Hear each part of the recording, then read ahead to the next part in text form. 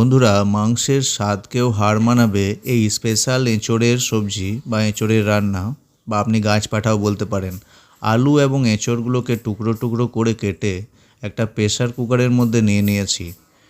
ওপর থেকে একটু জল দিয়ে খুব ভালোভাবে এটাকে আটকে উনুনের মধ্যে চাপিয়ে সেদ্ধ করে নিয়ে নিয়েছি। অন্যদিকে আমরা পেঁয়াজ, রসুন, লঙ্কা, টমেটোগুলোকে কুচিয়ে নিয়েছি। এঁচোড়গুলো আমাদের সেদ্ধ হয়ে গেছে এবং সেটা একবার টেস্ট করে দেবো মধ্যে সেদ্ধ হয়েছে কি না। সেদ্ধ হয়ে গেছে খুব ভালোভাবে।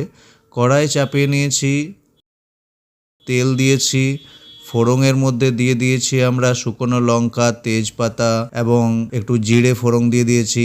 এলাচ, দারচিনি এবং লংকে ভালোভাবে একটু 1 মিনিট মতো ফ্রাই করে নেওয়ার পর কুচিয়ে রাখা পেঁয়াজগুলোকে কড়াইয়ের মধ্যে দিয়ে দেবো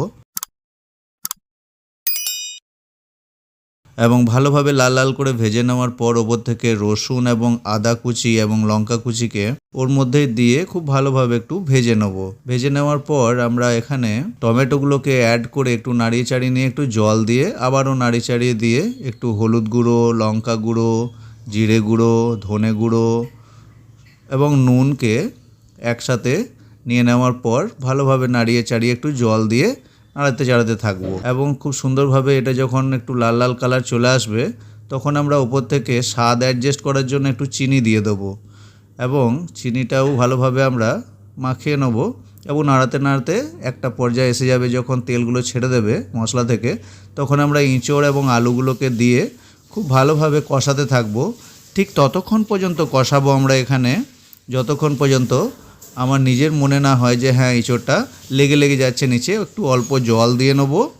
যখন জল দিয়ে দেওয়ার পর আবারও ভালোভাবে কড়াইয়ের আনাচে কানাচে যা কিছু যেখানে লেগে থাকবে সবগুলোকে আস্তে পৃষ্ঠে একটা ফুট দিয়ে দেবো।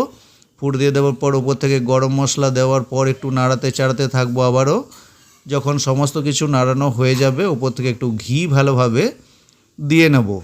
ঘিটা দিলে একটা সুন্দর একটা গন্ধ ছাড়ে এবং খুব সুন্দর লাগে, সেটা ঢাকিয়ে নেব ভালোভাবে। 2 ফুট দিয়ে দেবো। আমাদের সবজি তৈরি। দেখুন বন্ধুরা কত সুন্দর লাগছে, কত সুন্দর কালারও এসেছে। ভিডিওটা ভালো লাগলে একটা লাইক, কমেন্ট, সাবস্ক্রাইব করে দিও। বাই বাই, দেখা হবে নতুন ভিডিওয়।